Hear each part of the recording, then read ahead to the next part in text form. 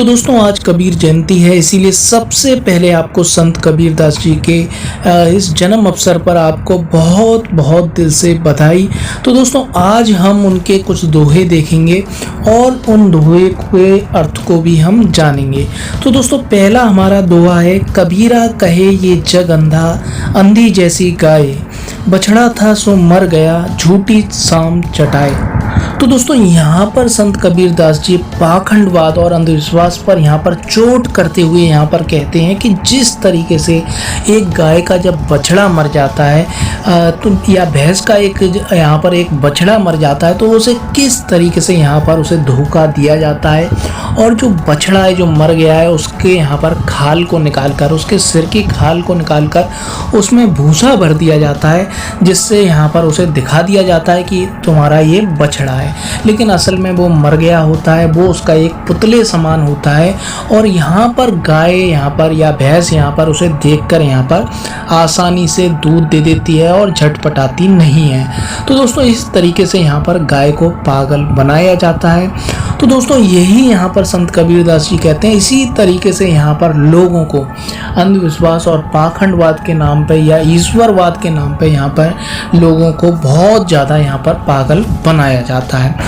तो दोस्तों यहाँ पर संत कबीरदास जी ज़्यादातर लोगों को यहाँ पर अंधा कह रहे हैं। वो कह रहे हैं कबीरा कहे ये जग अंधा, मतलब कि लोग यहाँ पर अंधविश्वास में डूबे हुए हैं, यहाँ पर पाखंडवाद में यहाँ पर डूब गए। उन्हें ये पता नहीं है कि ये चीज़ वास्तविक नहीं है, ये केवल उनके साथ यहाँ पर वो अपने आप को भी धोखा दे रहे हैं और दूसरे लोगों को भी यहाँ पर वो धोखा दे रहे हैं।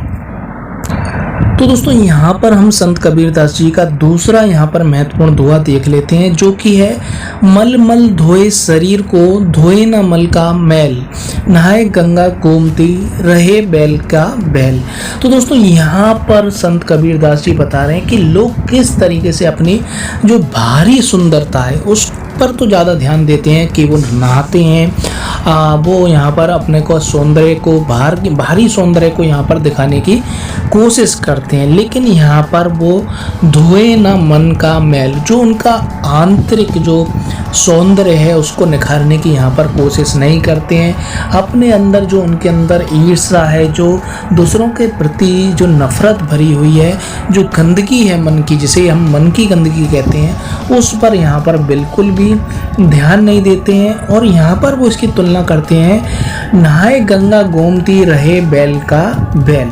तो यहाँ पर वो आलोचना, जो धार्मिक बात की गई कि गंगा में नहा के सारे यहाँ पर आपके पाप धुल जाते हैं, तो यहाँ पर उसकी भी आलोचना करते हैं उस सिद्धांत की, और कहते हैं कि नहाए गंगा गोमती, रहे बैल का बैल। तो यहाँ पर आपके गंगा नहाने से कोई आपके सारे पाप यहाँ पर नहीं धुल जाएंगे। आप जब तक अपने मन का मैल नहीं धोलेंगे, मतलब अपने आंतरिक जो आपके अंदर गंदगी है, जो लोगों के प्रति ईर्ष्या है, द्वेष है, जो आप लोगों के हमेशा कोसते रहते हो बिना बात के, लोगों की बुराई करना, उसे नहीं छोड़ देते, जब तक आप का ये भारी तौर पे से नहा कर ड्रामा करना ये किसी काम का नहीं है। इससे आपको भी नुकसान होता है और यहाँ पर दूसरों को भी यहाँ पर बहुत नुकसान होता है। तो दोस्तों आप देख लेते हैं हम संत कबीरदास जी का तीसरा दोहा, हिंदू कहे मोए राम प्यारा, तुर्क कहे रहमान, आपस में दो लड़े मरे, मरम ना कोई जान।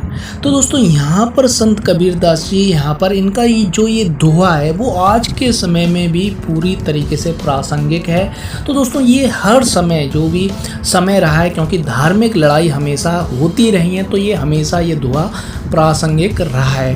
तो दोस्तों यहाँ पर संत कबीरदास जी कह रहे हैं, जिस तरीके से यहाँ पर कुछ लोग जो कि हिंदू हैं या मुस्लिम, तो दोनों धर्म में कुछ लोग ऐसे हैं जो यहाँ पर राम के नाम पर, रहमान के नाम पर यहाँ पर लड़ाई दंगे यहाँ पर करवाते हैं और यहाँ पर कई लोगों की यहाँ पर जान चली जाती है।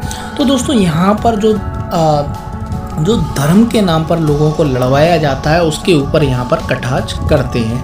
तो दोस्तों यहाँ पर वो कह रहे हैं कि हिंदू कहता है कि मुझे राम प्यारा है, और जो मुस्लिम हैं, जो तुर्क हैं, वो यहाँ पर कह रहे हैं कि मुझे यहाँ पर रहमान प्यारे हैं। आपस में दो ही लड़े मुए। तो दोनों आपस में इसको लेकर लड़ते हैं, मरते हैं, काफ़ी लोग यहाँ पर मर जाते हैं, लेकिन सच्चाई यहाँ पर कोई नहीं जान पाता। जो प्राकृतिक नियम है, जो मनुष्यता का, जो ह्यूमैनिटी का जो नियम है, उसके बारे में नहीं जान पाते कि प्रत्येक व्यक्ति यहाँ पर समान पैदा होता है और समान ही मरता है। यहाँ पर प्रकृति किसी के साथ यहाँ पर किसी के साथ यहाँ पर भेदभाव नहीं करती। तो दोस्तों ये दोहा बहुत ही ज़्यादा प्रासंगिक है आज के दौर में भी। तो दोस्तों इसको अधिक से अधिक शेयर करें इस दोहे को, क्योंकि ये बहुत ही ज़्यादा आज के समय में भी प्रासंगिक है। तो दोस्तों हम डाल लेते हैं अब नज़र चौथे हमारे महत्वपूर्ण दोहे पर। पत्थर पूजे हरी मिले तो मैं पूजूं पहाड़, घर की चाकी कोई ना पूजे जाको पीस खाए संसार। तो दोस्तों ये बहुत ही ज़्यादा महत्वपूर्ण ये दोहा है और यहाँ पर संत कबीरदास जी यहाँ पर जो मूर्ति पूजा है उस पर कटाक्ष करते हैं और कहते हैं कि यदि पत्थर पूजने से यदि भगवान मिलता है तो मैं तो यहाँ पर पहाड़ को पूजने के लिए तैयार हूँ, वो तो और ज़्यादा बड़ा है, मैं उसको यहाँ पर पूजने को तैयार हूँ। उससे तो मुझे पता नहीं क्या मिल जाएगा, उससे तो मुझे भगवान से भी बड़ा कुछ मिल जाएगा। तो दोस्तों यहाँ पर इस तरीके से यहाँ पर कटाक्ष करते हैं, मतलब उनका कहना है कि यहाँ पर पत्थर पूजने से कुछ नहीं होता है। तो दोस्तों यहाँ पर उन्होंने ईश्वरवाद के खिलाफ जो बोला वो पॉजिटिव वे में बोला कि पत्थर पूजे हरी मिले तो मैं पूजूं पहाड़। यही बात वो नेगेटिव भी कह सकते थे, लेकिन उन्होंने पॉजिटिव वे में इसलिए कहा क्योंकि यहाँ पर लोगों को यहाँ पर पॉजिटिव बात सुनने का ज़्यादा पसंद है। अगर नेगेटिव बोल दिया जाए तो तुरंत उसको नकार देते हैं। तो यहाँ पर कबीरदास जी की यहाँ पर बुद्धिमत्ता भी दिखाई देती है कि किस तरीके से उदाहरणों के जरिए और पॉजिटिव वे में यहाँ पर बात को वो रखते हैं कि पत्थर पूजे हरी मिले तो मैं पूजूं पहाड़। और इसी दोहे में वो आगे लिखते हैं कि घर की चाकी कोई ना पूजे जाको पीस खाए संसार। तो दोस्तों यहाँ पर वो कह रहे हैं कि यहाँ पर अपनी घर की चाकी कोई नहीं पीसता है, जिससे वो यहाँ पर गेहूं को पीसते हैं, जिससे आटा बनता है, रोटी बनती है और जिसे पूरा संसार यहाँ पर भोजन के तौर पर यहाँ पर लेता है, खाता है। तो यहाँ पर उसको यहाँ पर कोई नहीं पूछता है। तो दोस्तों यहाँ पर आगे लिखते हैं जाको पीसो खाए संसार। तो दोस्तों यहाँ पर कह रहे हैं कि यहाँ पर और दूसरों पत्थरों की पूजा जो कर रहे हैं, मूर्ति बना के उनकी पूजा कर रहे हैं, उससे बढ़िया तो ये है कि वो यहाँ पर उनके घर में जो चाकी पीसने वाला पत्थर है, जो चक्की है, उस पत्थर की वो पूजा करें। कम से कम वो तुम्हें खाने के लिए तो देता है, लेकिन जिस पत्थर की तुम पूजा कर रहे हो वो तो तुम्हें यहाँ पर कुछ नहीं दे सकता है। तो ये बहुत ही ज़्यादा क्लियर तौर पर यहाँ पर क्रिटिसाइज किया गया है, लेकिन यहाँ पर पॉजिटिव वे में, जिससे कि लोग यहाँ पर बात को समझें। तो दोस्तों हम अगला महत्वपूर्ण यहाँ पर हम दोहा देख लेते हैं। ऐसी बानी बोलिए मन का आपा खोए, औरन को शीतल करे आप हुई शीतल होए। तो दोस्तों यहाँ पर ये बहुत ही ज़्यादा प्रासंगिक हो जाता है ये दोहा। जिस तरीके से हम न्यूज़ डिबेट में देखते हैं, पार्लियामेंट में डिबेट्स में देखते हैं कि किस तरीके से यहाँ पर लोगों के जो बोलने चालने का स्तर है बहुत ही ज़्यादा यहाँ पर गिरता जा रहा है। तो यहाँ पर संत कबीरदास जी उस समय भी ऐसी स्थिति रही होगी, तो उन्होंने ये लिखा कि ऐसी बानी बोलिए मन का आपा खोए, औरन को शीतल करे आप हुई शीतल होए। तो दोस्तों यहाँ पर जब व्यक्ति कुछ कड़वा बोलता है, बहुत ज़्यादा गलत बोलता है, तो यहाँ पर केवल दूसरों के मन को ही यहाँ पर चोट नहीं पहुँचाता है, वो अपने मन को भी यहाँ पर बहुत ज़्यादा नुकसान करता है, चोट पहुँचाता है।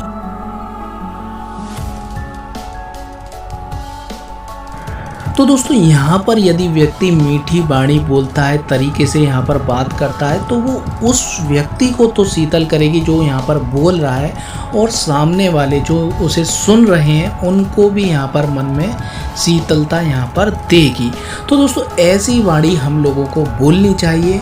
और दोस्तों यदि हम इसे आर्टिकल 19 से जोड़ना चाहें भारतीय संविधान की, तो आर्टिकल 19(2) के अंतर तो हमारे संविधान का आर्टिकल 19(2) भी यही बात कहता है, यदि आप इमोरल बात करेंगे, नैतिकता के अगेंस्ट जाकर यहाँ पर अपनी राइट टू स्पीच और फ्रीडम ऑफ एक्सप्रेशन का यदि यूज़ करेंगे, तो यहाँ पर उस पर रीज़नेबल रिस्ट्रिक्शन लगाया जा सकता है, यानी कि आपकी बोलने की आज़ादी पर अंकुश लगाया जा सकता है। तो दोस्तों ये संविधान भी, भारतीय संविधान को यहाँ पर हम यहाँ पर कबीरदास जी, संत कबीरदास जी की वाणी को हम यहाँ भारतीय संविधान के आर्टिकल 92 से इस तरीके से हम यहाँ पर जोड़ सकते हैं। तो दोस्तों यहाँ पर कोई भी राइट आपका एब्सोल्यूट नहीं होता है। आपका राइट यहाँ पर तभी तक रहता है जब तक कि आप अपने राइट से यहाँ पर किसी दूसरे व्यक्ति का यहाँ पर राइट का यहाँ पर वायलेशन नहीं करते हैं। तो दोस्तों ये समझने की बात है। तो दोस्तों ये कुछ यहाँ पर महत्वपूर्ण दोहे हैं संत कबीरदास जी के। तो दोस्तों उनके यहाँ पर आज जन्मदिन के अवसर पर, उनकी जयंती के अवसर पर यहाँ पर हमने ये वीडियो बनाया, इसको समझाने का, अपने सरल शब्दों में समझाने का प्रयास किया। और यदि आपको हमारा ये वीडियो अच्छा लगा है तो इसको अधिक से अधिक शेयर कीजिए और हमारे YouTube चैनल आर्टिकल 32 को सब्सक्राइब कर लीजिए। मैं हूं अमित कबीर और आपके साथ में इस तरह की और भी वीडियो शेयर करता रहूँगा।